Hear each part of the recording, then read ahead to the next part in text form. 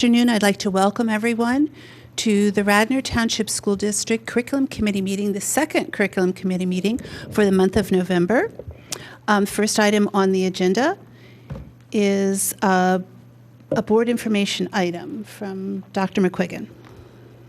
Oh, are we going to do that first? Great, we can. Sure. So we had a question at our last curriculum committee meeting about a club that had been presented, and we have the student representative for that club with us tonight, so we will call him up to give a brief presentation. And you can ask questions and get the information you need, and then he can go home and do homework afterwards. Okay. I think everyone received the materials that I sent. Is the microphone on? We did receive. Is that microphone on? Yeah, Oh, yeah, it is. good. You're I good. should just, yeah. Okay. So I just wanted to give a little bit more information about what GPSA is. It stands for the Global Public Service Academy. Before we get started, Yeah. can you do a favor and introduce yourself to the audience out there? Yeah. Tell a little bit who you are and Yeah. food and stuff like that, a little bit.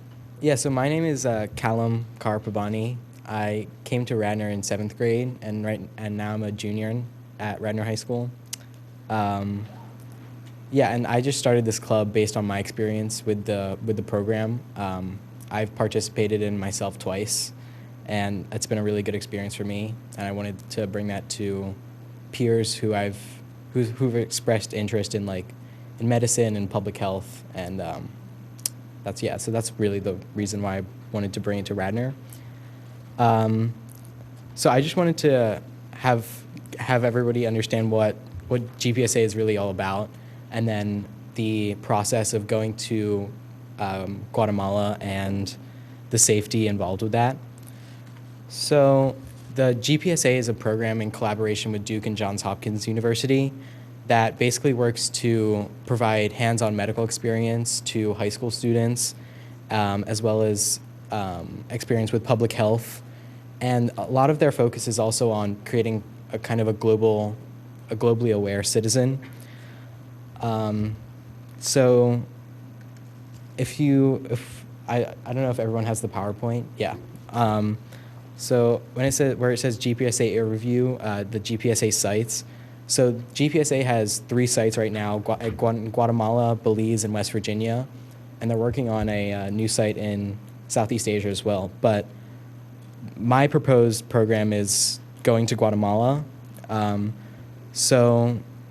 we'll talk about the details of that in a second, but the GPSA kind of values that are incorporated into their program is care, community, hands-on, and education.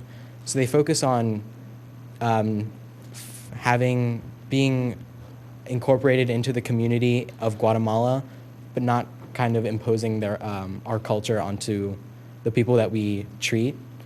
It's also one of its main focuses is on education. So there are a lot of sessions that I went through in Guatemala to help me learn about blood pressure, glucose levels, and different public health topics involved in Guatemala. But those sessions will be given to the students who participate here in Radnor. So if we look at pre-departure, there are 16 sessions, which will involve the skills needed, cultural education, global health education, and talk about medicine in the developing world. So given that I have had those sessions as well as taught a few, I and Miss O'Rourke, who is the teacher with me doing this, will teach those sessions, and there'll also be Skype sessions with Dr. Malkin, who is the founder of the program. So a session example I have is just a topic about blood pressure and hypertension. So it's the kind of theory that you need to understand before you do this. So after this session will be the actual skill of taking blood pressure and understanding what advice to give to patients with high or low blood pressure. So then after we go to Guatemala, there'll be 3 main parts of what we do there. So the first part is going to the medical clinic that we work in. So there we take vital signs and learn from the doctors there. We also do health fairs, which is the jornadas there, where we go to even more rural parts of the community and kind of give basic healthcare access to people who don't normally have it. Then there are Spanish lessons in the afternoon, and then there's the sessions that I had, but we will have cultural and technical training there. So this just gives you, the next slide is just an average day of what an average day would look like. So it's pretty busy, but it's a really good experience to have, and there's a lot of information that you can gain from it. So the next slide is about the homestay. So when you go to Guatemala, you stay with a family in a certain town, and all of the students will be in the same town, maybe not in the same homestay, given the number that we have, but the homestay provides like a really intense integration of culture and immersion of language, and as well as like food, customs.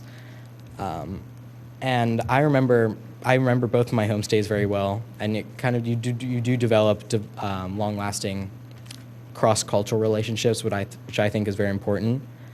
The last slide is just about safety. So, given going to a developing country, it's important to think about safety.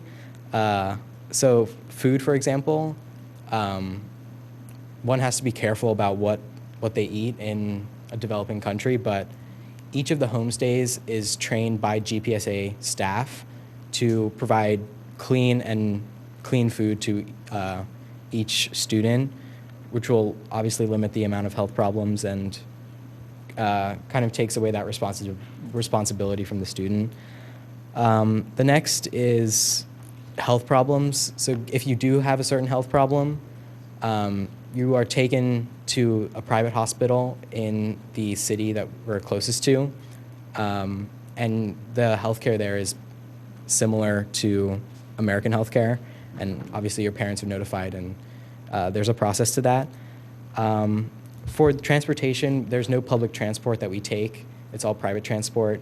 And then something which was addressed when I was just giving this presentation to Ms. O'Rourke were mosquitoes. So mosquitoes are actually not a problem in where we are, given that we're at an elevation of about 8,000 feet. So there's no worry for that. But really, I just wanted to answer any questions that people had, because you have all the information there. I just wanted to be here to answer a few questions. So you're planning to go this summer? Yeah. So the plan is to start the sessions in January, and then have those 16 sessions, and then eventually go in July. So the dates were July 20th to July 28th as the time of when we go. But yeah, it was this summer. And do you have the people that are going to go with you already signed up, or are people still exploring if they're going to be able to go on this? So I wanted to, I talked to Ms. O'Rourke about this, but we wanted to make sure that it was approved first before people were involved. But people have expressed interest in this through Ms. O'Rourke and Ms. Trazo's AP biology classes. So, yeah. And are you going to fundraise for this, or how are you going to secure funding for this? So the funding comes mainly from each student. So each student pays their own way to go. It's subsidized given that it's a school program, and given that I'll be doing a lot of the teaching there, so that takes away from the cost of going. But yeah, each student will pay their own way. Okay, wow, it's really interesting and very ambitious of you. Thank you for sharing that with us. Yeah. You guys want to? Yeah, if a student wants to ask you, what did you get out of it? I really got, my main focus going in was about the medical experience, given that those are my aspirations for the future. But I really got connected with a lot of aspects of the culture there. So I talked about creating kind of a globally aware citizen. This program helps you go to a different country and understand their culture and how to help people using your knowledge but not imposing yourself onto their culture. which I think is very important and an important skill in life as well. So that's kind of the way it affected me outside of what I expected. I also gained a lot of Spanish skill and a lot of the medical experience, which I wanted to gain, but yeah. Talk about Spanish skills. How well do you speak Spanish, and is it necessary for the students who are interested in going there to speak Spanish? It's not necessary for someone to speak Spanish. People come with basically no Spanish experience, and then they're just helped by other students who can speak Spanish, but also through their lessons that they have each day. I think with Spanish in school, there's a lot of focus on grammar, but I think me going to a Spanish-speaking country really provided more experience with just speaking and kind of getting used to speaking in Spanish. Sounds like a great opportunity. Okay. It sounds like you. a great opportunity. It sounds like you've been the last 2 summers you've been to Guatemala through this program? So I, the first, or 2 summers ago, I went for 3 weeks to Guatemala, and then the next summer I went back as they called it a leader in training. So I led the other group of students there, gave some of the sessions that I was talking about, and did led my own public health project there. And I was there for 4 weeks the second time, so. So the full curriculum that you're going to teach through this program, you're actually getting from GPSA. They've got a set of course. I mean, I saw the full 16-course program, but you're getting that full curriculum and their expectations for what students will know you're going to meet through this program.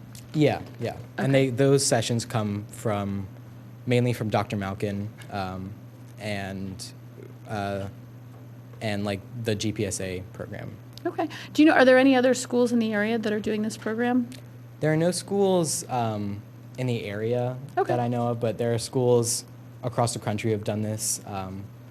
This program is a little bit different, given that a lot of the other schools are private schools. Okay. But yeah.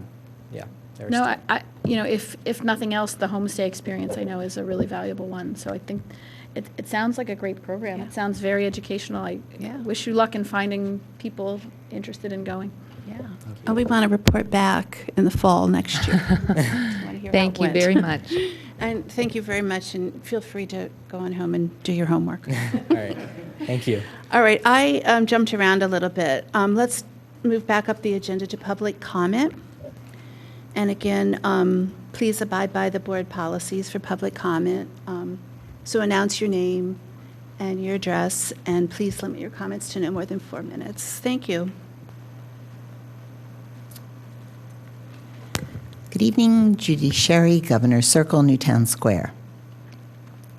In August, I asked if the district considered offering Mandarin in a different format, since projected enrollment wasn't enough to justify running the class again for a 3rd year in a row.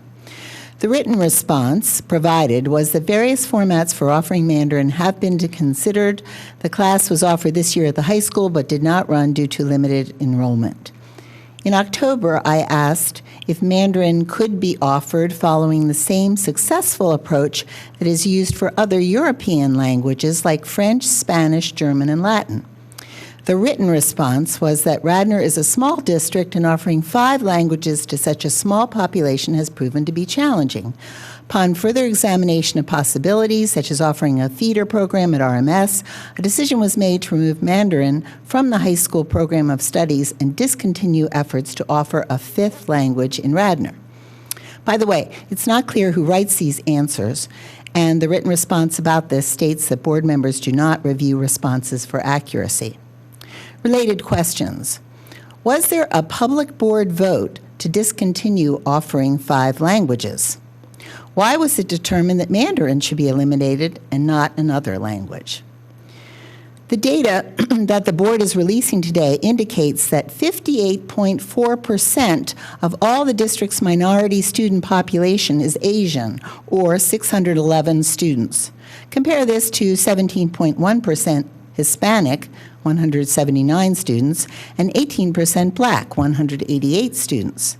Doesn't this fact, in addition to many others, indicate the importance of the district offering an Asian language on an equal basis with other languages instead of giving European languages a big advantage of being selected by high school students because in the middle school they have several-year head start learning the language and being exposed to the language? Is this a fair system for Mandarin, or is it one that is doomed to fail from the start? And number 2, related to another question, how long will it take the district to confirm issues around the integrated lottery in the middle school so that it can consider adding another watershed class?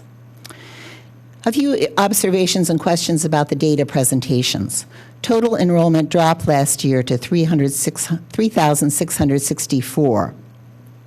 What's the projection for this year and next?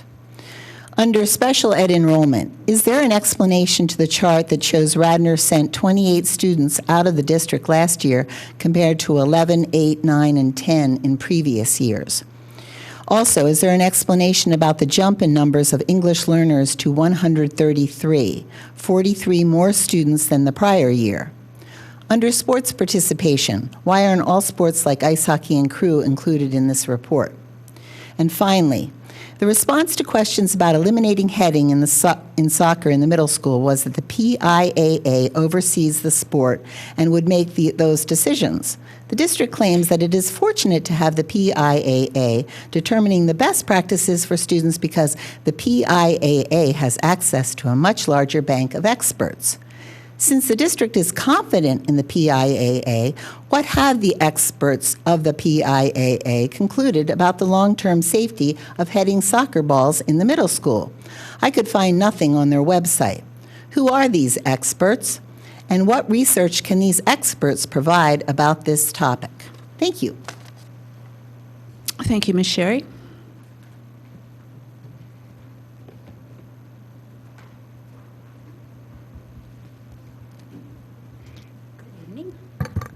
Good evening, Cindy Spurtle, 106 Valley Forge Terrace, Wayne. Couple questions on tonight's agenda. And I would like to, on the school counseling program goal breakdown, congratulate the presentation on this because you have presented it as SMART goals: specific issue, measurable, attainable, results-oriented, and time-bound. And that we've been asking, many members of the public have been asking about that. So that was great. Thank you very much. And along that line, I have a couple questions based on the goals. And this is on the middle school program, page 13 of the presentation of the goals. And on attainable, this is about the academic section of goals. And under attainable, what you're trying to do is reduce the numbers of students getting Ds and Fs in the middle school. And that a stretch, but still attainable for this goal, would be to reduce the core content areas by 10%. 10% to me seems a little low. I guess, what are you looking for in number of students in this category this year? And this year there are 318 sixth graders. So just curious as to what the numbers are of Ds and Fs. And it seems to me that higher than a 10% goal might be something a little bit more achievable in the Radnor school system.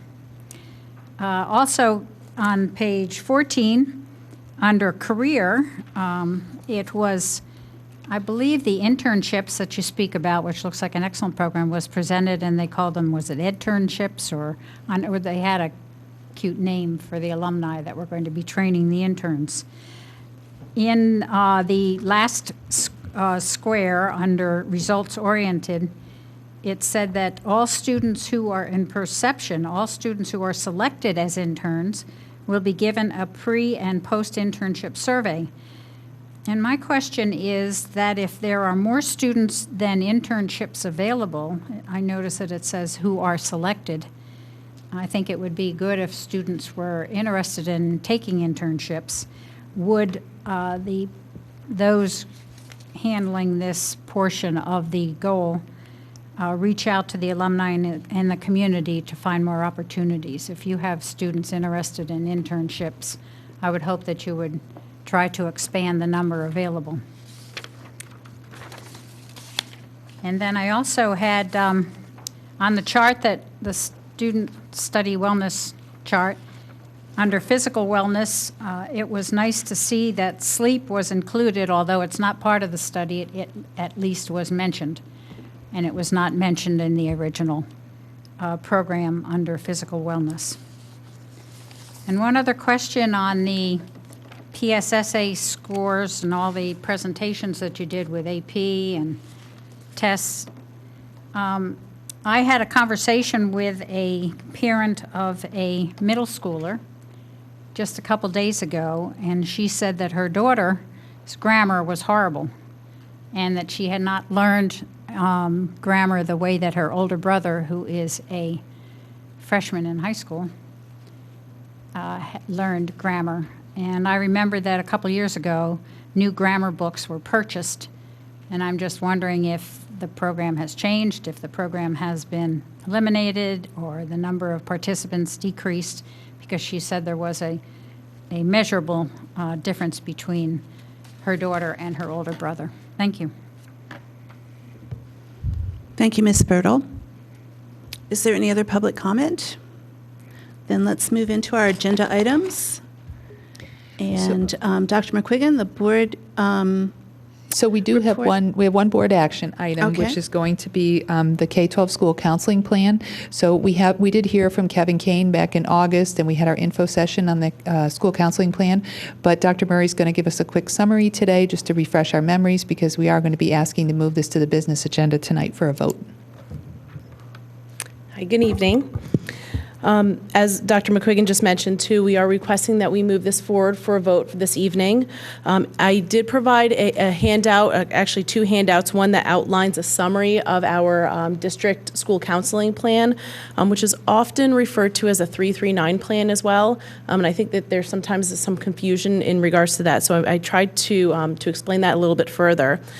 The purpose of our school counseling plan is to really dive into the delivery of the services that we provide through our K-12 school counseling program. It is also, as part of that, helps to define the roles of the school counselors as well, and really dive into how our counselors are being used within our district.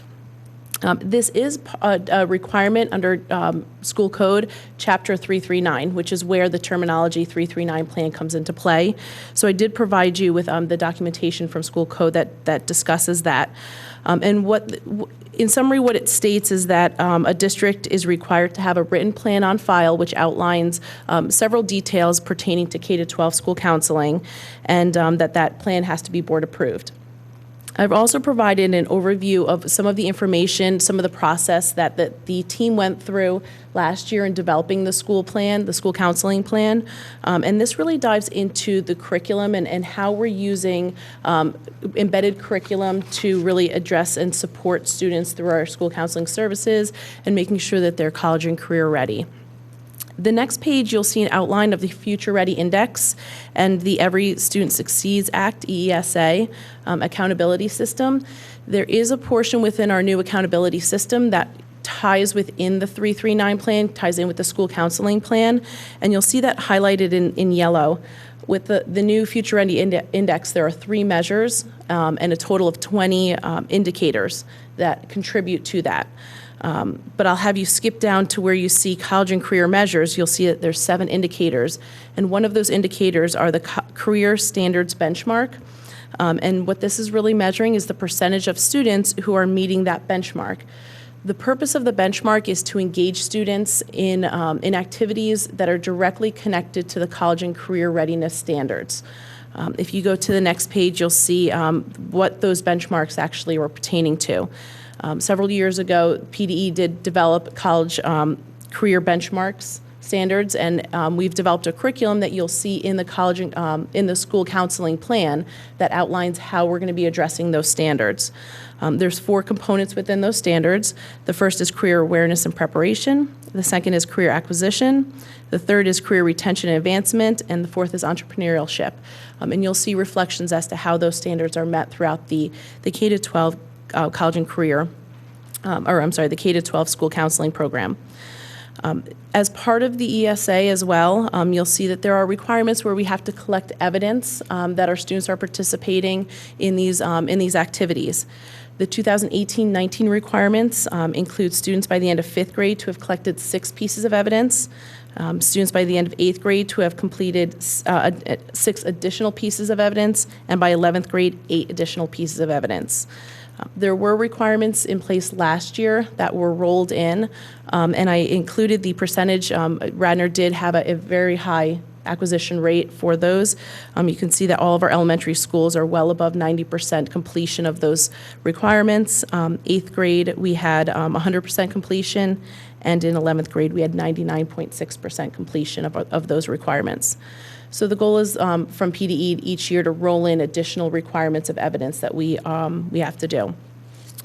Along with the college and career plan, this is a document that is not meant to be static. It's a document that we're meant to come back to every year and make sure that we're updating and revising as needed. It ties in very well with the district goal of studying student wellness. In fact, one of the pillars of the student wellness goal is to study college and career preparedness and looking at our 339 plan, our college and career plan, and making sure that everything is in place to best support our students. So if I ask you to go ahead and take a look at the college and the district goal student wellness plan, you'll see an overview of how the 339 plan also is involved within the scope of that study. The intention is to study student wellness through the lens of our systems and how we're looking at our systems to prevent, identify, and respond through various modes. We have 3 pillars within our study. The first looks at social, emotional, and behavioral wellness. The second is examining physical wellness, and the final is looking at the college and career capacity wellness. So you'll see here really diving into the plan that we're hoping that will be approved tonight, so we can look at continuing to stay on top of current research and making sure that as we need to further develop the plan, that it's going to be reflected through the student wellness study. A final brief plug, you'll see in red too, we are holding focus groups for our wellness study. So our first focus group is being held on December 5th from 9 to 10 at the administration building, and a second one December 12th at 6:30 at Radnor Middle School. And we are asking for an RSVP so that we can just plan for the amount of people. But we're hoping that parents and community members who are interested in this topic will come out and give some feedback pertaining to the scope of this study. Wow, thank you very much. Committee, any questions at this point? I just have one question. How much more time, because that's the one thing we have difficult creating nowadays. Because it says here that the counselors will act as collaborators with students, parents, staff, community, business members, post-secondary educators for the purpose of consultation, mutual sharing, coordination of services. And I understand that, and I would really like to see us moving in that direction. Mm-hmm. And I've asked this before, actually. Do we see the need for additional people to get this done, rather than spreading ourselves too thin? We have a lot of other issues that we're concerned ourselves about. You know, the mental health issues, the wellness issues, the sleep issues. We have all kinds of things. And the counselors have so much on their plates already. Well, besides that, they have a lot on their plates already. And we discussed this at the big meeting that they had before. And I would just like to continue that conversation, that if in fact we need more personnel to get this job done, and it's a job that's required by the state, and it's something that we value, I believe we value this as a school. I would think we'll get to that later. And if we do need more people to put it in, I would prefer to know that to be moving in that direction before we get bogged down in the process and we go, you know what, this is overwhelming. Sure. Our counselor and I have to go to make 5 college visits this weekend, or I have to do this or I have to do that. So I know they did used to do a lot of that many years ago. I think we have so many other things that our counselors are expected to do that I just want to make sure that we're prepared as a school to put this in place and make sure that it can be accomplished to the betterment of everybody without having to come back to us and say, you know what, maybe we should have had somebody else. So this might be an opportune time to discuss that as we move forward. That's all I got. So at this point, I don't have an answer to that question yet, because I think that's part of, but I think that's part of what we're looking at with the study is this was the district school counseling plan is a great first step in making sure that we're defining the roles first of the school counselor, to make sure some of those roles that are not necessarily the role of a counselor, are we using the resources that we have first the most efficiently, which is really a nice component of this plan, is that it walks us through those steps of defining those roles first. But as part of the wellness study, looking at making sure we're understanding first what is it that we need to be doing, and then taking a step back and say, do we have the resources available? And when we designed the timeline of the study, we designed it in a way that it would give us time with the budget to be able to adjust if we needed to, but also that we're rolling out a 3 to 5 year plan with our school counseling and student wellness plan, so that we can make calculated decisions as we need to move forward. So I unfortunately don't have an answer yet, but it's certainly something that is part of what we're looking at. We're on the same page.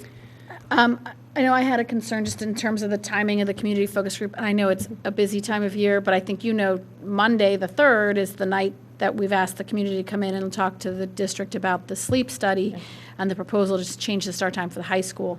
And I know we've had recent experiences where when we have key issues coming up twice in a week, one of them gets shortchanged. So I would hope that if you're the one who gets shortchanged, you make sure we really pump the December 12th date or find other ways to get input from people, because I wouldn't want to miss input on such an important topic, because there are other events. Sure, that's a great point. And one of the things that I've worked with the leadership team who's running the study is making sure that we're uncovering all community members who have an interest or a different perspective in this study.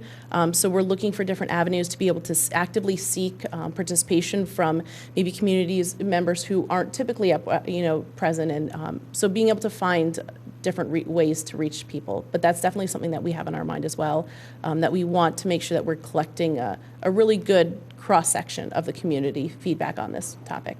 But thank you, that's a good point. Will the Survey Monkey go home in the Radnor Reader? It already did. It went back on this Sunday. It was So you can in tell there. I'm behind my reading. That's okay. It's the survey is actually just a link to RSVP, so that we can approximate how many people are coming. Okay, so this there's is not a separate survey? not yet. Okay. We're starting with the focus groups, but we will be looking to further gather feedback as well. Okay. Our goal is to be able to triangulate the data as best as possible and making sure that we're getting as many avenues as possible to collect a good cross-section of feedback. Great, thank you. Absolutely. All right, thank you. I guess we'll be picking this up in the business meeting somewhat, but I want to thank you for picking this up. I know this was Dr. Kane's portfolio, and so we really appreciate you Absolutely. picking it up and running with it. So My thank pleasure. you very much.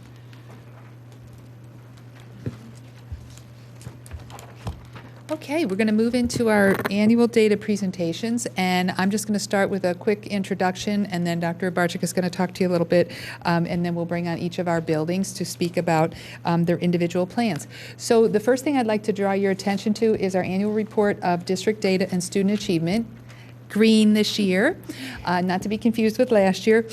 Just as a reminder, last year we started moving in a direction where we were coming up with a district-wide compendium of data rather than having building after building come through and flash through all their slides of their PSSA scores.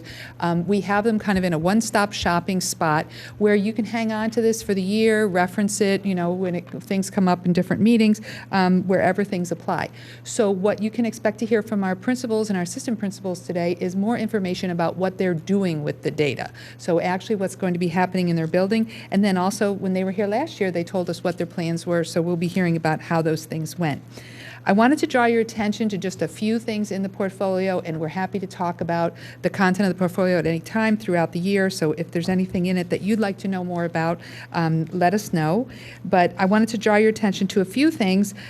First of all, on page 1, just as a reminder, we've included our average class sizes. So in the past, we did individual presentations on this by building and whatnot. So now you have, again, kind of a one-stop shopping place where you can see the historical information, you can see our guidelines there, and you can see that we're still within those guidelines, and you can look back all the way to 13, 14. If you take a look at page 5, I know there was a question earlier tonight about our English learners. Our number of English language learners has increased significantly, and I put a little asterisk there at the bottom that the federal and state guidelines have changed this year. So students who are in the EL program are required to spend some additional years in the monitoring cycle. So therefore, these aren't new students. There are previous students that happen to be in the program for a longer period of time. So we're not allowed to exit them as early as we have exited them in the past. So we actually don't have an increase, but we do have an increase. It's not an increase in students, it's an increase of students that are identified. Right under that, you'll see ethnicity by school. We didn't do this last year. We've always included an ethnicity count, but we thought for the current year, it would be nice to see the numbers in percentages. So that's just a different way to look at the same data that you see in some other places regarding the count. On page 7, I pointed out to you last year that a new group of students we had in our English learners was American-born English learners. So students born in the United States that do qualify for English language services because English is not the primary language in their home. And last year, for the first time, we had 7 of those students in our district, and you'll notice that this year the number has increased to 24. So again, those 7 students didn't leave because of the new extended criteria, but that is a growing group that we have. On page 8, you'll notice that we added Section 504 service agreements. So we always share with you a list of the number of students in the gifted program and special education, but this is another category of students that we provide additional aids and services to under the Rehabilitation Act. So we're going to start compiling those numbers as well and reporting those out to you each year by building. On page 13, both library and EL are in audit this year, so you'll be hearing about them. And I know in our committee meetings, we often talk about disposing library books and things like that. You'll notice there that we have our library usage information. And the one thing I want to draw your attention to is the average age of the collection. This is one way that our libraries and libraries across the country measure how current their collections are, the average age of the books that they have in the collection. So you'll see as we've gone through the disposal process, as the years have gone by, the collections are newer and newer. Obviously, every year we're another year older, but you'll see that those numbers are increasing. In fact, the high school has moved theirs from 1997 to 2004 in 1 year. So getting rid of some obsolete materials and adding some new materials to bring that number up. Another presentation on page 15 that we typically did in isolation was about our summer program. You're all familiar with our summer reading program and our summer STEM program. So again, we're compiling this data right here so you can take a look back the past several years and see that, you know, we have an increased number of students in summer reading camp this year, and of course the STEAM in the summer was popular last year and even more popular this year as well. The other thing I wanted to show you, of course, on page 23, you have 4 years of scores for each of our grade levels and PSSAs. You have all our Title IX information regarding information in Title IX sports. On page 29, I made a couple notations there about, you know, the SAT format changed 2 years ago. So it's nice to see that our scores went up with the new format, both in ACT and SAT since last year. We have our equity and excellence, which I know the high school is going to talk about. Oh, and then on page 36, I wanted to mention on 36 and 37, you'll see several asterisks, and that data is not available to us yet due to the SPP scores have not been released, so we didn't want to hold up the rest of the information. And then the growth guidelines from NWEA MAP are not available yet, as well as School Digger that some people follow every year. They haven't published their information. That'll be coming out after PDE finishes releasing the SPP scores and the growth data. And then the last thing I wanted to mention was on page 40. We do tend to keep a list of what we call these third-party rankings. There's different systems out there that rank our schools and our school districts on different methodology that they have. The Washington Post has discontinued their rankings, so those will not be appearing this year. We left it in for one more year just to make everyone aware of that. And then if anything only happened once or only happened once in recent history, we kept a list at the bottom. One of the new rankings this year was best public high schools in the United States, and the high school ranked number 53. So if those types of things happen on a recurring basis, we'll include them, but for the time being, we'll keep them down at the bottom. And then lastly, I wanted to thank Michelle in the Finance Department. She keeps this list of acronyms, and it grows and grows and grows every year. So again, this is another reason for keeping this book in your back pocket and referring to it when need be. So that's yours to hang on to. It's probably good having it from week to week or month to month at different meetings, because I'm sure there'll be different topics that come up to apply to some of the data in here. So we're going to do our data presentations in order, starting with Ithan Elementary, and I'd like to invite Dr. Boylan up and Dr. Kearney to get us started. Oh no, Tony's going first, sorry. Tony's going to talk about SPP.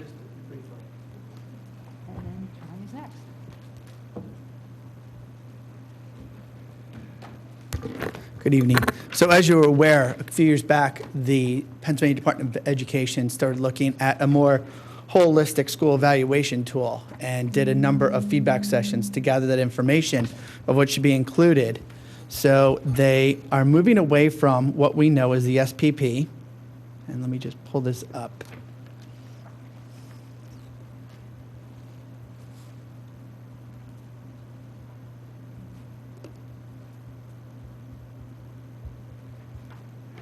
Come on.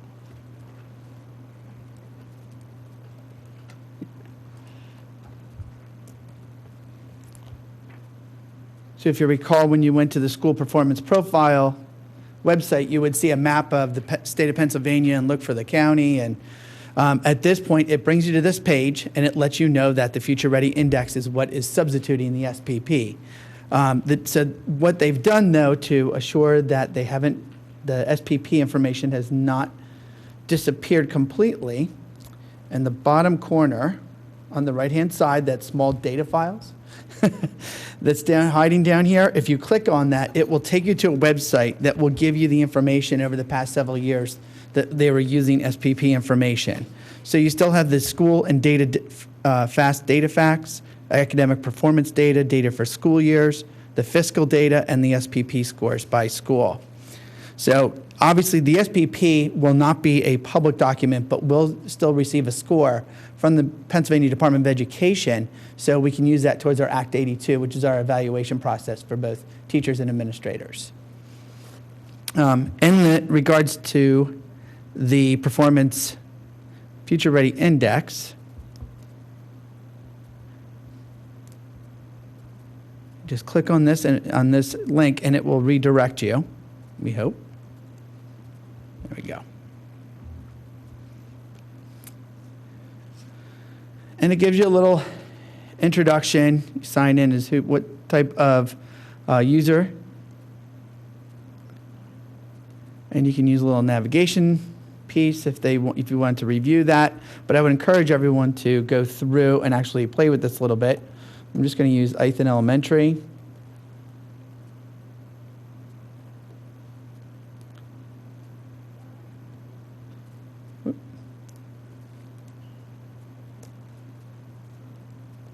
There it is. So then we go down here. And then again, what you will get is a dashboard that shows the 3 tracks. So we have the first one, the state assessment measures. You're looking at achievement and growth, and how that information is shared is through these blue arrows, green arrows, red dots, green dots, to show where you stand in regards to meeting the goals of achievement, meeting the 2030 statewide goals, and in the growth, the same thing. And then you have the on-track measures for both the English language proficiency as well as regular attendance. And then what Dr. Murray was referring to over here on this side is that college and career measures, where she mentioned that fifth graders have to have so many pieces of evidence by a certain point, and this is what we used last year to give that baseline, is to provide the state with that all our students are meeting the expectation at this point. So we'll continue to monitor this as we go through. And then once you, if you want to break into the further pieces of the measures, you can click on these links down below, and it will take you down to the breakdown of ethnicities and the certain subject content areas. But I'll encourage everybody, I'll send the link for this so everyone can go into it and start to play around. All right? And now at this point, I'll bring up Dr. Boylan.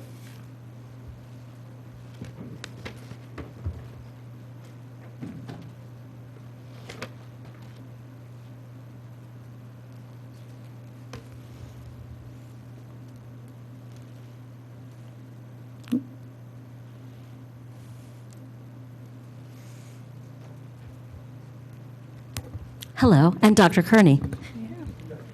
Good evening. Good afternoon. Good afternoon. A little shorter than you. So Jim and I are very happy to share updates with you on the previous and current year building goals at Ithan Elementary. And I think it's important to talk about that in the fall of 2017 with Mr. Batchelor, it was, we changed what we did to create our goals. So in the fall, we reflected as an entire staff to say, what are the areas that we think we need to improve, could improve, should improve, and that's how we created our goals. And as a staff, we looked at two different areas where we wanted to work. We had made an observation throughout the school year that students seemed to be having a more difficult time with positive interactions and problem solving, figuring out who should go first when they were playing kickball or how to share certain things. And so we saw the need that we had to work on that and really focus on building community between students and adults and students and all of that. So we investigated responsive classroom. It's something that some of our teachers had been trained in previous years, and were reusing parts of it, but our faculty felt very strongly that revisiting that could help us solve this problem that we had noticed. So what we did was the goal really required a lot of buy-in, and since it came from the staff, it was easy to get that buy-in because they felt strongly that responsive classroom was something that could work across the building, that we could use it in all classrooms. And so luckily we investigated and we found out it was a good fit. With a great deal of work by our staff, we did a really nice job of implementing responsive classroom the first year. And it was somewhat costly, and so we reached out to the school district, to REF, and also to the Ithan PTO, and all of those sources gave us funding so that staff could attend the training. And I do want to point out that the summer training is 4 days in July, and we had teachers who volunteered to do that. They didn't get paid, they knew that it would help them in their practice, and that was really quite an accomplishment. And then we had others who attended one-day trainings throughout the school year, and so that was really helpful for us. And I think we had a successful year because of that buy-in and because we really focused on it with our professional development, with our faculty meetings, with everything we were doing. We were really exploring how can we use responsive classroom practices. And some of the tenets are a morning meeting is making sure that all of the children come in and a passerby might look like they're just sitting in a circle, but it's really very much focused on how to help the children transition from whatever their morning was like into now I'm in school, now I'm working with these students. And a couple other things that are part of responsive classroom is very specific teacher language, listening to what you're saying to children, and so that you have the effect that you'd like to have on children. And also building community, that every child gets a chance to greet every other child in the classroom, and we do that in a variety of ways that really you have to cooperate with each other. You get a chance to greet each other in the classroom in the morning, and just a different approach to how to solve problems.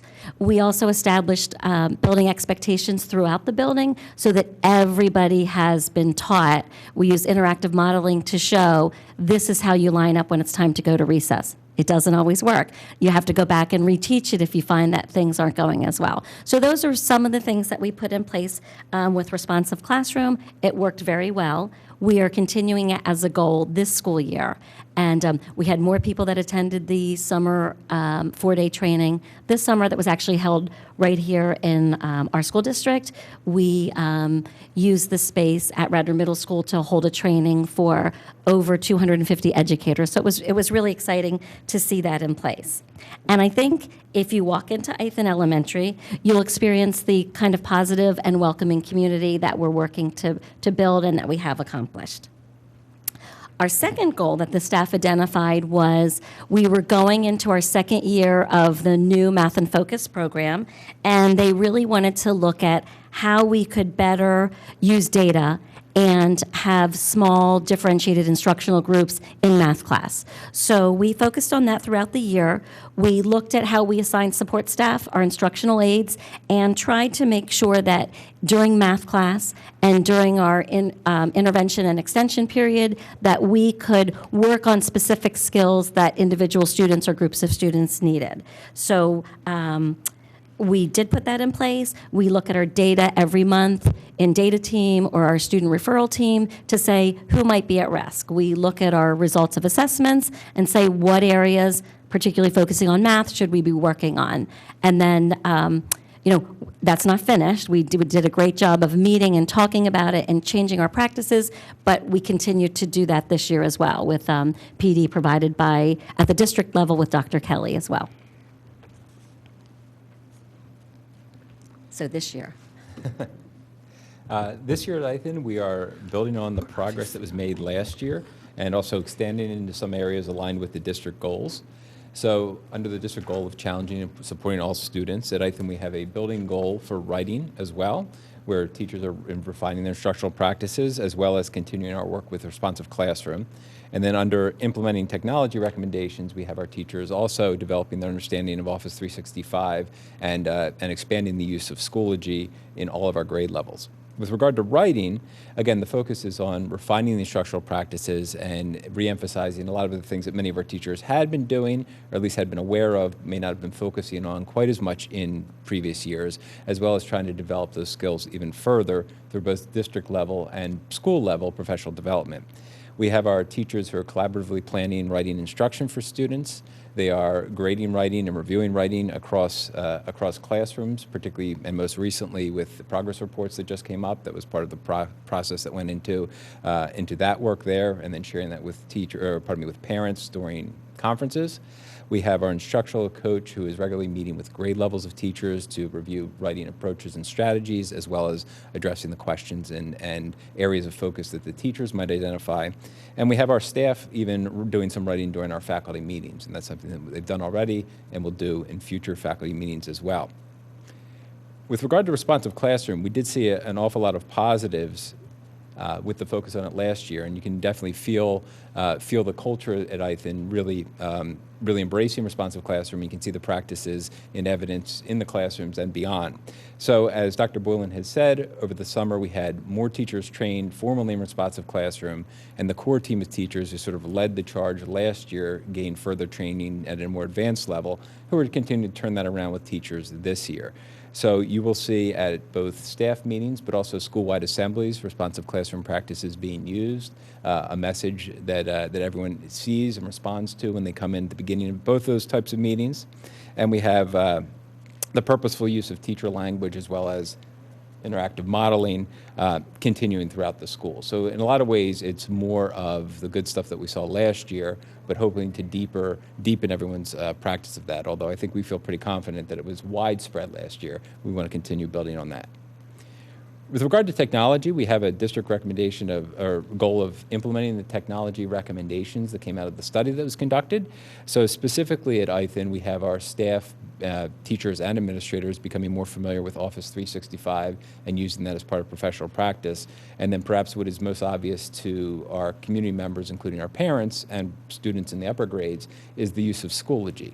communication is being conducted through Schoology, as well as in grades 4 and 5, teachers are assigning daily homework assignments through Schoology as well.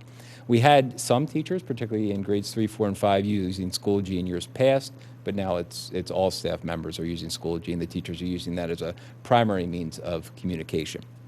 So these are the formal areas where we are focusing our goals at ITHN for the upcoming school year, but at the same time, we are continuing to focus and pay some attention to equity and excellence, and Dr. Boylan's going to talk a little bit more about that.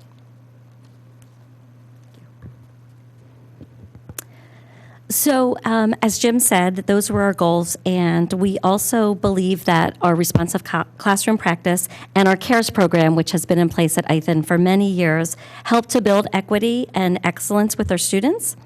And some of the things that we're also proud of is we have created a NEST program at ITHN, and that is our mentoring program. And it took quite a bit of work, particularly by our guidance counselor and our CARES committee teachers. And what happened is that every student is assigned a NEST. So that is a group of about 15 students. They meet with the same teacher throughout their years at ITHN Elementary. And we get together about every 6 weeks and focus on something with social and emotional learning. It could be a lesson that the whole school is doing on kindness. It could be anti-bullying. It could be how to help your friend if they're sitting on the buddy bench on the playground. So our NEST program is really a great thing to see in practice. We expect our 5th graders to be role models for our younger students. They walk and pick them up and escort them to the NEST classroom. And we're encouraging the 5th graders that you should have a conversation with them. You should ask them questions. You should get to know them. And it's really kind of neat to see as children walk out to the bus, they say, hey, that's my NEST buddy. Or they might be a 1st grader and see a 5th grade teacher who is their NEST teacher, and they build that relationship. So that's been working very well. And as you've seen in the report, the high school does have a goal focusing on equity and excellence.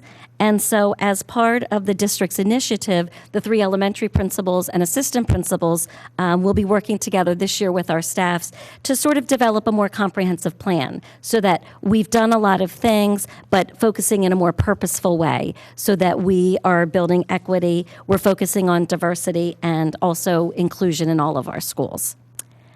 So I think that we can sum this up by saying we're really proud of much that we've accomplished at ITHN Elementary School.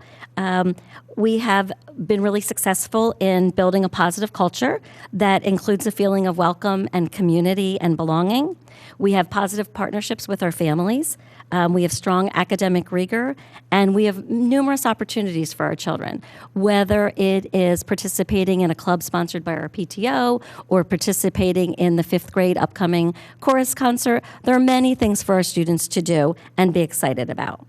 And this all requires a great deal of work from a large number of people. So Jim and I are standing up here, but it's all of the staff, the support staff, the teaching assistants who help make this work every day. So we collaborate to have our successes, but also to find out what we should improve upon. And it's nice to acknowledge all of those people who make it happen. So we are really proud to have been recognized for positive achievements as a building, including being voted #1 by Niche.com as the best public elementary school in Pennsylvania for 2 years. But we really believe that through our building goals focused on writing, technology, and responsive classroom this year, we're going to continue to be successful and to improve. So I'm not sure if we're going to do questions now, if you have any questions. Does anyone have a quick anything? At the end?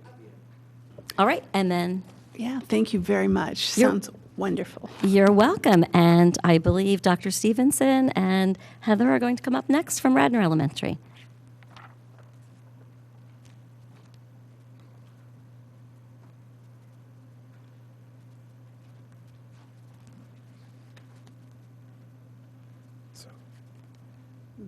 Good evening. So this is my second time being able to present myself as principal of Radnor Elementary School.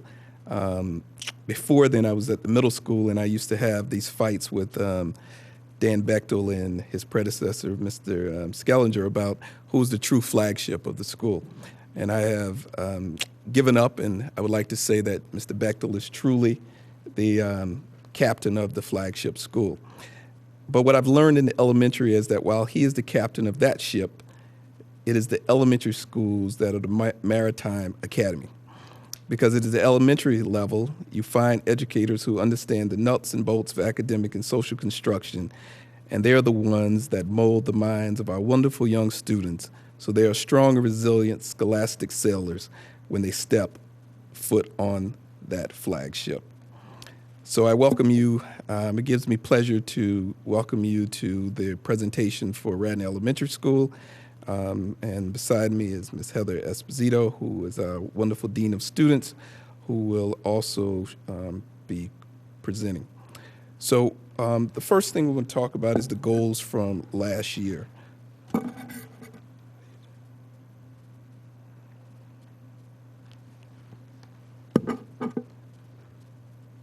So as we look at the district goal, challenge it and support all students, there were two goals that we worked on last year. The first, one of the is to establish an instructional council, academic instructional council focused on the improvement in student achievement. The purpose of this instructional academic council was to review our current best practice through observations and conversations and data. From this, we looked at to develop a multi-year action plan to build on instruction capacity with attainable and measurable goals. The reason why we went to this model was that when we looked at some of the work that we were doing and looked at our scores, we still want to look at, constantly looking at how can we improve as a school, as a grade level, as individual teachers. And that those conversations, mostly last year, talked about just establishing general conversations. What we want to do this year is take it to the next level and use that council to then dig deeper about looking at the data, but also looking at our kids who are not achieving and how we can put the proper supports in place and then also look at our kids who are achieving, but looking to make sure that we are giving them the type of extensions and goals that they need as well. Our second goal was establishing a school-wide behavior management system to assist in cultivating a welcome and positive and valuing community. When I became principal, one of the main goals or the mantras that we wanted to establish was that we wanted to have the theme of kindness and community. Because as it's important at that particular level as we look at our elementary kids, but all our kids, but particularly our elementary kids, is to, while there's been a lot of conversations in our schools about looking at areas of such as anti-bullying, what we want to do is look at it from a positive lens and look at it for us and for the culture of our school community. And so that what we did is was establish a behavior plan that modeled looking at from a positive aspect so we can identify areas and needs that will be addressed related to the social and emotional well-being of our students and provide adequate support of all our stakeholders. And so with that, we worked with different things that our counselor started teaching classes on positivity. We did general theme assembly around kindness, and we do several, we have a very warm and welcoming school community that does a lot of school-related activities to help not only teach about from the student perspective, but for teachers and parents about what does it mean to be welcoming kind as a community. So now, Ms. Esposito, our Dean of Students, will discuss our current goals and action plans for this year.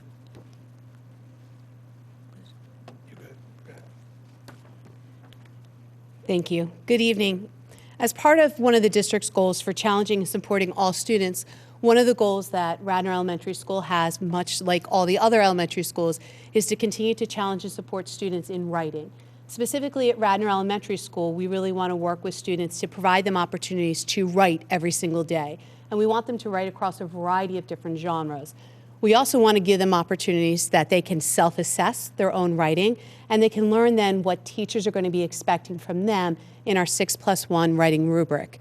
To do that, though, we need to make sure that we create kid-friendly language for students as young as kindergartners to understand what it is that is expected of them when they are writing. So we want to provide all those opportunities, and we do so in a writer's workshop, where we provide opportunities for students to have exposure to mentor text and solid writing, and then have opportunities to return back either with themselves individually or in small groups or with partners, and to provide opportunities for them then to practice their own writing. In addition to that, in challenging and supporting all students, the introduction of the responsive classroom at Radnor Elementary School. In listening to Ethan's presentation this evening, hearing about their great successes in their first year, I hope that a year from now, Radnor Elementary can be standing in front of you sharing similar success stories. At Radnor, what we want to do is provide a learning opportunity for all teachers to participate in a book club. We are asking that all staff members are going to be reading a book called Teaching Children to Care, and using Schoology as well as professional learning community opportunities, we will gather staff together to participate in a book club study.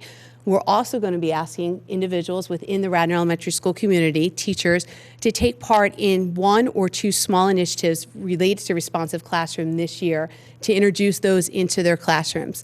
Thinking about morning meetings, thinking about the opportunity for a universal quiet signal, and identifying what our school expectations will be. In order to be able to do that, we have created a behavior incident report form where on occasion students aren't necessarily following the rules as they're established within the school. And collecting this data from the BIRs, behavior incident reports, will allow us then as a core group for the responsive classroom to come together and identify what our school-wide expectations should be, and then to utilize those as we move forward in introducing the responsive classroom to the entire school community. The third and final goal that we have at Radnor Elementary School this year, along with the district, is implementing the technology recommendations. As I just stated, we are using Schoology as part of our book club study so that the staff don't necessarily have to gather for an 8:15 meeting once a week or once a month, but we can utilize Schoology for these discussions. We've already done so as we've begun our study of responsive classroom.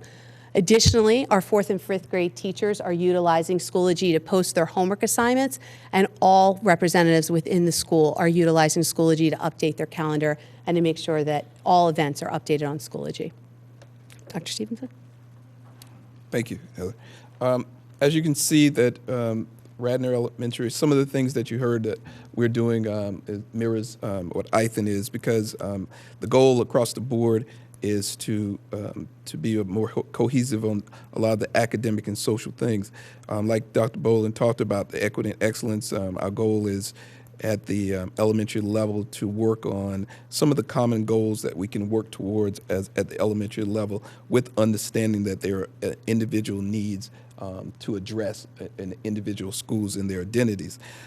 Without going over some of the things that were already discussed that are outlined here for you, I will say I'll end with a couple of things, about number one, we are a very proud community, but proud community for all our stakeholders. We have wonderful parents and guardians. We have excellent teachers. And most importantly, we have our greatest natural resource, our students, that we are proud of every day for what they represent, not only for Radnor Elementary School, but for the Radnor Township School District. I'll end with one little thing, and that is that Radnor, Dr. Boland says that Radnor, Ethan was number 1, but every morning when I look in the mirror and see that Radnor Elementary, if you look at it in the mirror, it says 1 backwards. So that 10, number 10, voted number 10. If you look backwards in the mirror, it says 1. So we consider ourselves number 1 as well, and we look forward to replacing her next year. All right, thank you for your time. Thank you very much. Now, Ms. Ferguson. And that brings us to Wayne Elementary. Hi. Good evening. I'm Nancy Ferguson. I'm the principal of Wayne Elementary. This is Mrs. Esposito, who we have worked together for the past 6 years, I believe, and she is in her new role as Dean of Students for Radnor Elementary and for Wayne Elementary. So we're fortunate. I also hope that that helps us, Dr. Stevenson, even more cohesively as long with Ethan as well. I thank you for the privilege of allowing me to share the hard work and dedication of our staff that we provide every day to our students in the community. Our purpose is to continually support the growth of the whole child, hold high expectations for all, and connect with the community. Our goals for the 2017-18 school year, excuse me, were to increase the achievement for our historically underperforming students, as well as our regular intervention students, and we were hoping to empower and support our historically underperforming students socially and behaviorally. To do this, we used the district goal of challenge and support all students, and we focused on 4 targets last year. One of them was targeted interventions, which I'll get into specifics in a second. We also did professional learning for staff. We did our school-wide positive framework. We have been doing school-wide positive based on the PBIS model, the Positive Behavior Supports model, since Dr. Rabarchik charged me with that when I was his assistant. So we're in our 6th year of school expectations, model lessons, and it's continuing to grow. And we respectfully help and support Ethan and Radnor in their quest, and hopefully we will be getting information from them as well to add to our framework. We also looked at extending learning time beyond the school day. Those were the 4 things that we took into that. If you look in your packet from Wayne, for the focused and targeted interventions, we have individual and team data conferences. I had PVAS conferences with 4th and 5th grade teachers. That's about the growth, and we've talked about PVAS, talking about how they did with their classroom, how their individual students did, what did they do that they think helped get those results, and what could we look at for the following year. We have data teams monthly, and we also have 3 specific data team meetings to, again, look at anecdotal, look at local, look at state, and what does that mean for our curriculum, for our teaching styles, and for what we're doing for students. We are a Title I supported school, target school, which affords us a little bit different opportunity. We have a Title I.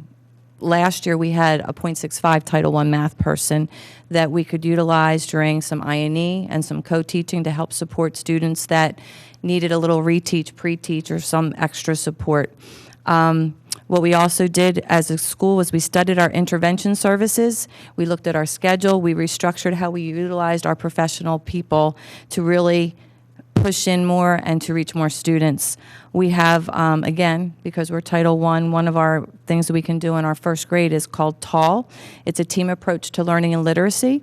We did rehaul that a little bit so that those 2 professionals, our language person and our reading specialist, started pushing in 1st grade, and then the kids would come. It's not a replacement program. They're doing the same targets, they're doing the same conversations, but it's in a smaller group, more rotations with the language support. We also did a push-in model in English language arts for every classroom. So for kindergarten, 1st and 2nd grade, our case managers would push into the mini lesson, and then if those students could stay with additional support of a paraprofessional, they would. If they couldn't, they would go back into the learning support class at that time, but they've heard the language, had the conversation with their students, and then worked at a different pace with that learning support teacher. Last year, we did a 3rd grade co-teach model in ELA totally with our special ed teacher and our learning support teacher and an additional para, and they co-taught. So they literally, the regular ed teacher at times would be working with the special ed students and vice versa. They conference together, again, to build community, to build, if we want to be the most inclusive and we want kids to eventually return, they've got to be exposed. But exposure isn't just the goal, it's targeted, purposeful exposure. We did that last year. We also had our 5th grade teachers, after the 2nd year of Math in Focus, we wanted at least 2 years in. Excuse me, that's not accurate. That was the 1st, 2nd. Last year, for the first time, we had our 5th grade math teachers specialize so that we got them used to the middle school model of changing classes and those kinds of things. Those are all the focused targeted interventions. Oh, yeah. Yes. We also did a refocus and purpose on expectations and interventions in the I&E block to make sure that we really had a master schedule so we knew when students were going, why they were going, and challenged all teachers, regular ed and special education, what are we doing in this block and why are we doing it? We continued with the WOW, the word of the week. Again, that's like a 6-7 week thing prior to PSSAs, where we send home analyze, synthesize. I gave some examples, and teachers embed it in their classrooms. And we also embed it throughout the school and send it home to parents so that they can utilize it if they'd like.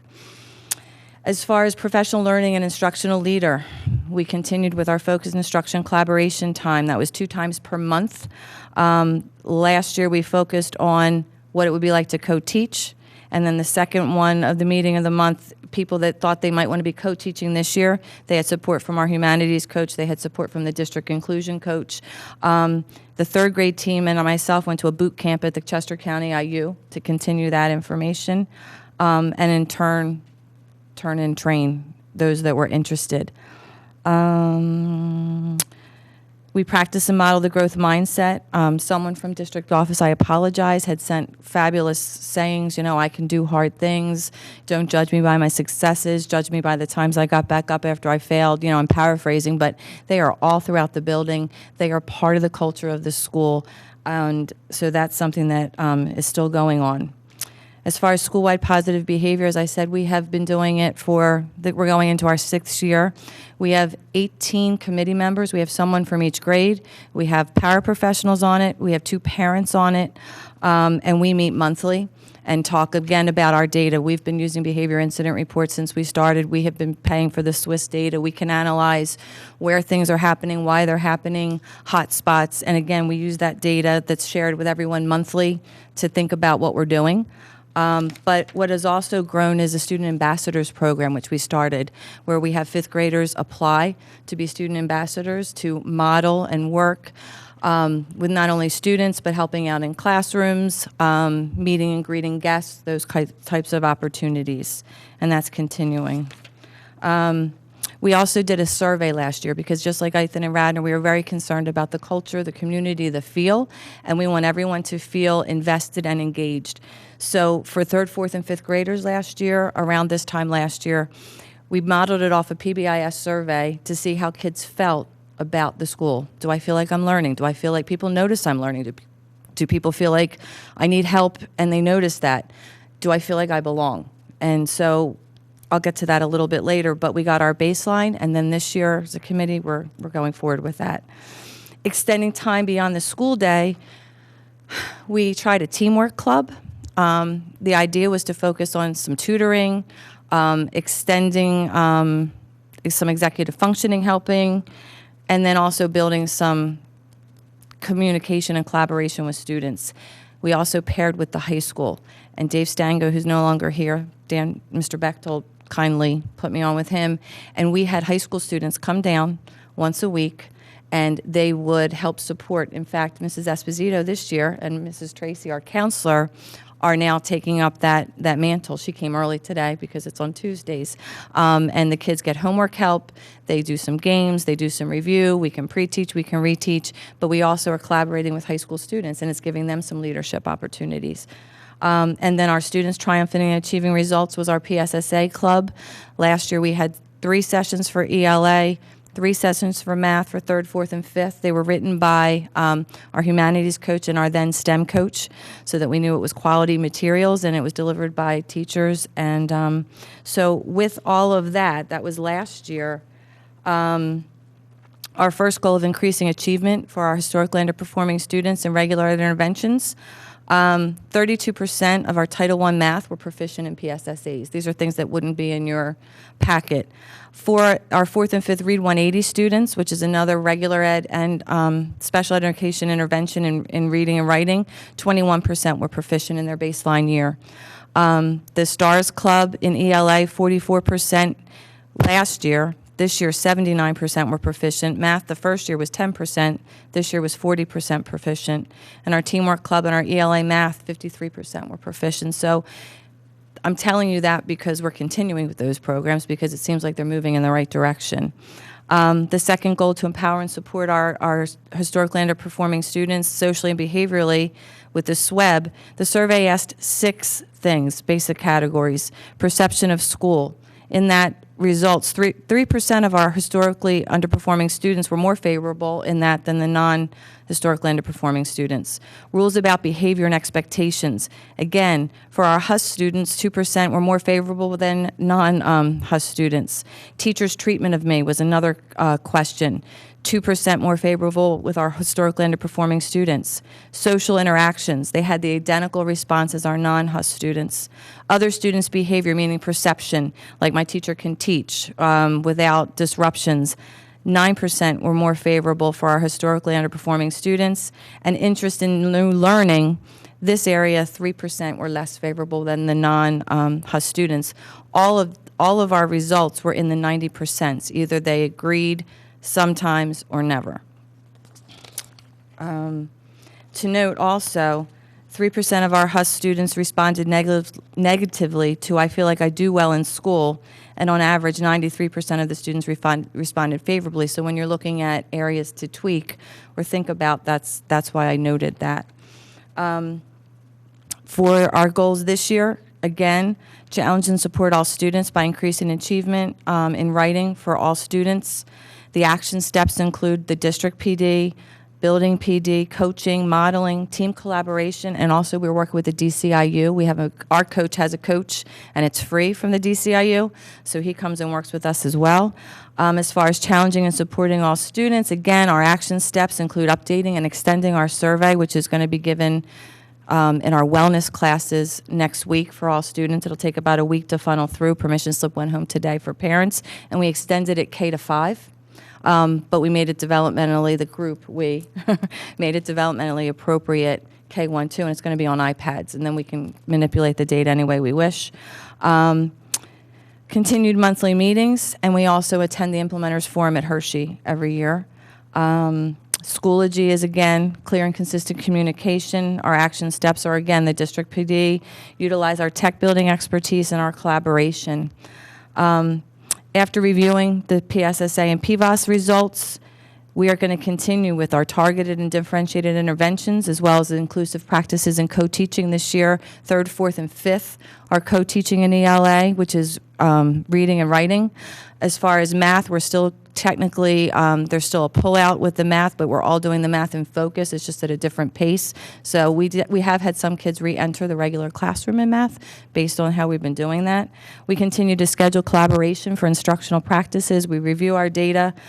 We're going to continue with the opportunities beyond the school day. We're going to continue with school-wide positive behavior, and we're going to continue with the clear and consistent communication. As far as equity and excellence, Dr. Boylan and Dr. Stevenson have already talked about the mission, the vision, and that we're exploring that. In my previous life, that was 6 years ago, prior to Radnor, I was at a place for 17 years whose focus was cultural proficiency. I was a part of the first cultural proficient cadre, and I have trained people in that district on those, and with School-Wide Positive and the framework, we've been embedding bits and pieces, but I was so excited to see the charge.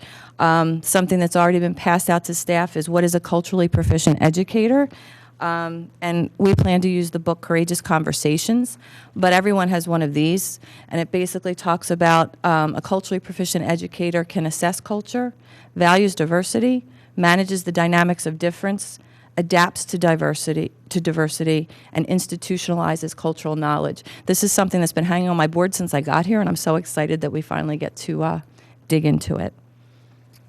As far as what we're proud about, what are we not proud about? We're proud about the collaboration. We're proud about the growth mindset. A couple of years ago, our building did an exercise where I shared my personal vision. We took the district's vision and mission statement, Wayne's vision and mission statement, and we looked at it to see how it aligned. And then we wrote our own. And then everyone that wrote and handed one in got one back, pretty, and they could put on their desk. But I wanted to share with you mine because I'm here because I feel like we're aligned, and I couldn't be at a place and work at a place that didn't value what I value. So mine was to daily appreciate those around me, to challenge and encourage myself and others, to be present and enjoy the journey. We are committed to creating and maintaining a safe and caring learning environment where all students can grow and learn, and we thank you for the opportunity to be able to engage in this work. Thank you. Thank you very much. Very inspiring. And that brings us to the middle school.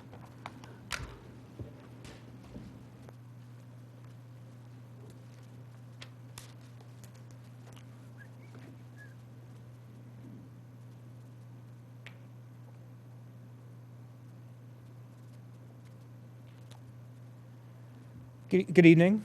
I'd like to say thank you to start. Today is Giving Tuesday. So I'd like to thank all the people in the room tonight, the board, central office. I'd like to thank my staff, my administrative team, parents, students. And one of the things, too, I'm sitting here listening to these wonderful presentations by our elementary schools, all the wonderful work they've done as they develop the students as they come into 6th grade every year. So it's, the socially, emotionally, academic successes they have. So it's really nice to hear all the hard work they're doing. So again, thank you all. It takes a community to make all this achievement happen. So for tonight's presentation, I'll continue the procedure and process as the other folks have done from the elementary levels. Starting the presentation is taking a look back to our last year and some of the goals we had. So the overarching goal from last year was a district goal number 1, and that's challenge and support all students. So under that large umbrella, we had 5 separate goals.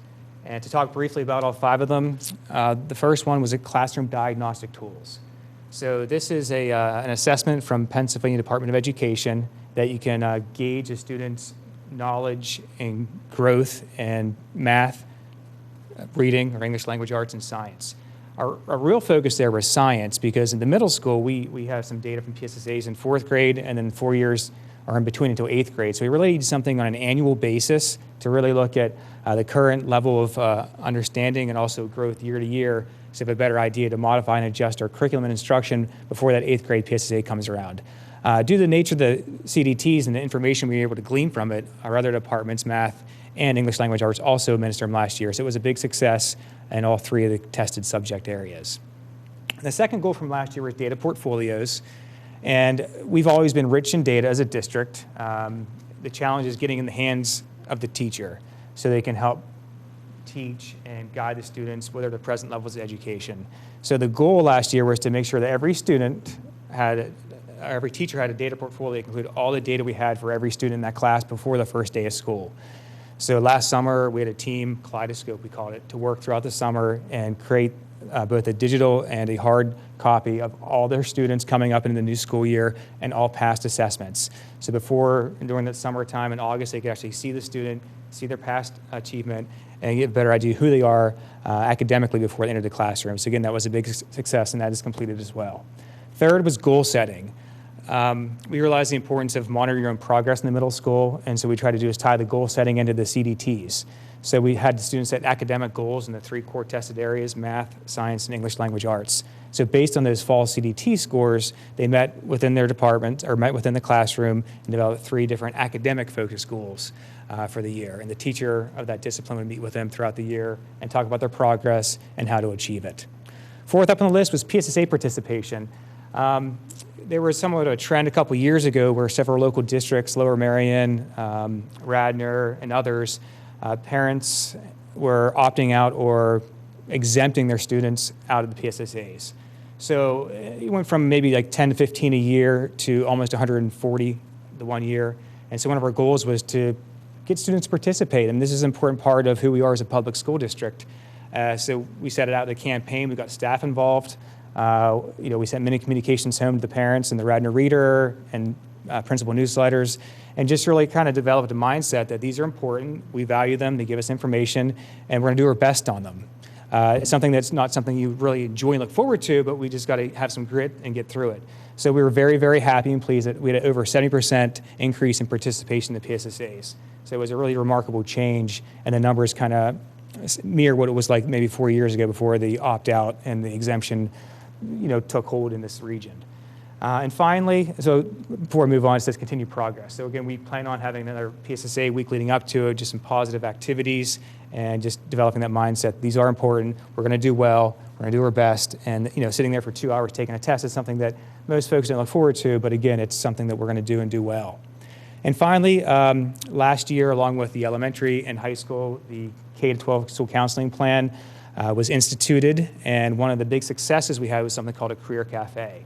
And so one of our valuable resources we have is our community. We have so many talented professionals that they're in unique careers. So our counselors reached out to some of the folks, and during lunch, we called it Lunch and Learn. Our first one's actually tomorrow.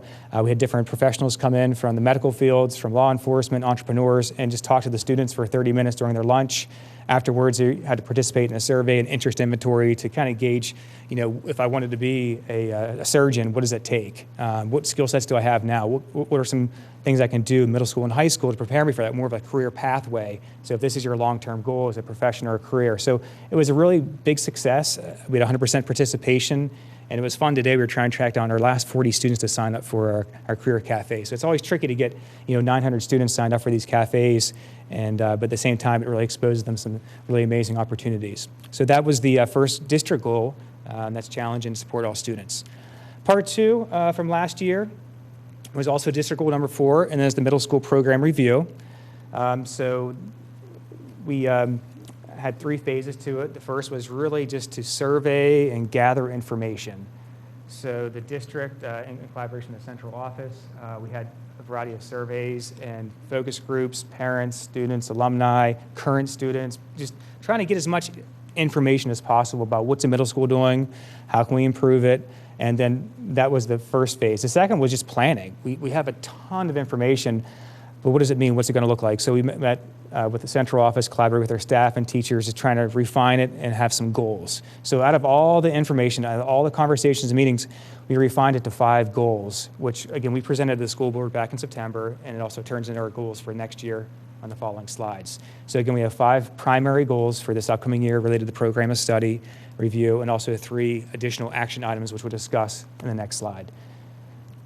And that concludes the last 2017-18. So moving forward to the current academic year, moving ahead to pages 3 and 4. The overarching goal, again, just like last year, is challenge and support all students. And the other district goal, again, is the middle school program review, but now it's implementing the recommendations that the team developed. So they're scattered throughout the presentation. And I was going order 1 through 13. So the first one for this year is a data-informed instruction. And that's more of a process or a practice, is that we have so much information out there, but how the teachers, how are they using it to inform and guide their instruction? So each of the departments this year is going through a procedure where they look at last year's data, try to make sense of it, find patterns, find trends, and find ways they can tweak their instructional practices to develop and grow our students. So we just had our science one this morning at 7:35. They were digging into the data. And so again, we're just working through the different departments with this process we have in place for the 18-19 school year. Part 2 is a continuation, or number 2 is a continuation from last year, is the K-12 counseling plan. One of the things we learned from last year is that, when you ask a 6th grader to set a goal, it's something we had to develop as a skill. Sometimes you heard things like get an A or work harder. So we sat down with the counselors and some other folks and said, what can we do to help the students? And that's where the SMART goal comes into place. And we're not focusing just on academics this year. Last year was 3 academic goals. This year it's a social, an emotional goal, an academic, and a career-focused goal. So we're trying to broaden that a little bit and also be very specific of how I can get there. If you want to be rich or you want to do something, like what are the steps necessary? How can I change my habits or mindset or behavior to get there? So again, they're setting the goals already. Some of the teachers have finished with their classes. Others are midway through it. But again, all the students in our building are setting the SMART goals in those 3 different areas. Moving on, rigorous learning and student engagement. So we want a unified definition of rigor at the middle school. And recently we sent out a survey to kind of get some feedback. And it was quite interesting what some of the folks did. They Googled rigor, and what do you find? I'll let you do that sometime later. And some got a kick out of it. But we're trying to find, what does rigor look like in the classroom, at a core, at an encore, English, math, science. So we throw the word rigor around quite a bit, but we do want to sit down as a building and define it. So when you use that word, we have a common language for rigor and engagement in the classroom. The 4th goal for this year is differentiated instruction. With our student needs and academic progress, we have a variety of different learners in our classroom. So we're partnering with something called TLS, or Teaching, Learning, Succeeding. So we have 3 cohorts of teachers going through the program this year. It's led by Dr. Pete Grandy, and he is a consultant that works with a lot of regional districts to just, provide professional development for our teachers to differentiate to meet all of our students' needs. So again, we're working through our first cohort right now, and another cohort's kicking off sometime in February here, I think the 15th. Moving down to goal number 5 for this year is the Encore Experience. Some of the feedback we got from the program review is that choice. Students want a choice of what they're doing in the classroom, what they're learning, what programming they're taking. And so one of the building goals through program review, again, is taking a look at our Encore, making sure that it's rigorous, just like any other academic class, and there's choice involved. We're looking at some local districts to see what they're doing and offering as well. Number 6 is communication. We realize that it's possible to over-communicate. We have a lot of different forums in which we can share messages, and sometimes families with multiple children in elementary, middle, or high school, they're looking on different places. What's the message? Is it in the calendar? Is it where's it at? Is it in the blog? Is it is it an email? Is it on Google? So this year K to 12, as the other elementary folks mentioned, is that Schoology is the main forum for communication. It's working out really well. Just using that, like parents know that's the place to look for upcoming assignments and homework, tests, and other things happening in the classroom. So again, it's great. That's consistent. I'm sure some of the parents are thankful, and it's going very well with that communication using Schoology from home and school. Moving on to number 7, continual improvement, is that we want to empower our stakeholders to be involved in the academic process to improve our school. And we were very pleased with how many teachers are volunteering for committees to improve our school. Any of those categories we're going through their program review, any of those 8 goals they're participating in, whether it's for academic, Encore, culture, climate, equity, they're just stepping in, and they're very proud of their school, so it's great to hear they're participating in. Number 8 is instructional time. We're going through year 2 of our current bail schedule at Radnor Middle School, and we looked at a number of different other schools to see how many instructional minutes similar middle schools to Radnor have. About 22 were in the cohort, ranging from Upper St. Clair in the northeast section of Erie, Mount Lebanon and Pittsburgh, all the way to Upper Dublin and Radnor, some local schools, to see where we're at, how many minutes are students in front of the students in front of the teachers, and also if our current system is the best in place. So again, one of the committees and goals this year is to investigate the instructional time and if a better schedule exists. Next up is integrated lottery. We currently have 4 integrated teams at the middle school. We have 1 in 6th grade, 1 in 7th, and 2 in 8th. So we're looking at both past and current practices of the lottery system to see which has been the most effective to give students an opportunity to participate in an integrated program. And as mentioned earlier, what if another one was possible? What would that look like? So a number of things we're looking at this year with goal number 9. Number 10 is open access. In 7th and 8th grade, students have the opportunity to take accelerated science, social studies, or language arts in 8th grade as well. So the question is, what does that look like if we're going to give and provide more opportunity to students?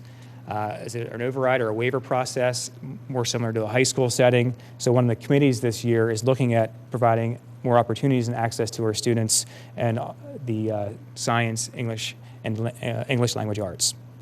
Number 11, writing across disciplines. I know we talked about this earlier in the evening. And the key is that it doesn't just fall in the weight of the English teachers, that social studies, Encore teachers, they're writing. It could be a quick 5-minute write. One of the processes in place that Dr. Kearney's going to work with us on is the Pennsylvania Writing and Literature Project that we're looking forward, and I think December 11th or 12th, work with some teachers in that process. So again, we're looking forward to that all students are writing in all disciplines, not just the traditional English class. Moving on to our final 2, technology. Much like the high school, we have a lot of new technology being implemented. While we've been using Schoology for a number of years, we're just amping it up. In addition to that, we switched to Office 365, which at first, it's just a different system, but students seem to be just as quick, if not quicker, than the teachers in adapting and acquiring to this new system of communicating, collaborating. I know a lot of teachers are very excited about using it in the classroom, some of the things they can do with it. Very similar to what Google may have provided in the past. In addition to that, our 6th grade has Chromebooks, and they've replaced the iPads in the science classrooms, and also all the different computers in the 6th grade hallways and pods. So essentially, every 6th grader has access to a Chromebook at any time. So it's for the most part a 1-to-1 in 6th grade. And it's light, it's fast, and it's been a big improvement. So again, the rollout of the Chromebooks have been very successful in the first marking period. Finally, number 13, Dr. Murray talked about the student wellness goal for the district, and again, that's off to a great start. We had a presentation today, working with some local folks for the social emotional learning. They're going to do walkthroughs at our building on Monday to just kind of see what's happening in the classroom with social emotional learning. And I know Dr. Kane Dr. Dan Kane, that is heavily involved with this as well. Dr. Ken and others are helping phys ed department, looking at the wellness of our students. So just sliding down here to a few other items. Radnor, well, some of the data and achievement. Let me just go ahead here. Got a little too far here. Sorry about that.